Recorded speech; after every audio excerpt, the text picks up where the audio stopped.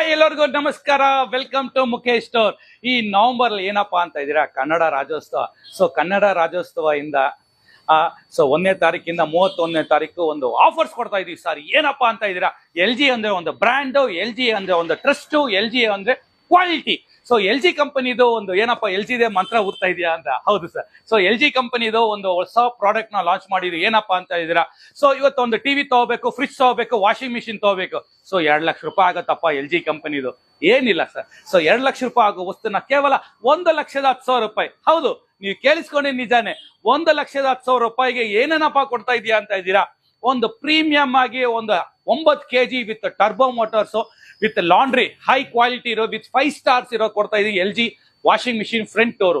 So ಅದೇ ತರ ನಿಮಗೆ L G UT801C latest model 4K 2023 launching with 5 years with AI technology, 55 inches TV. So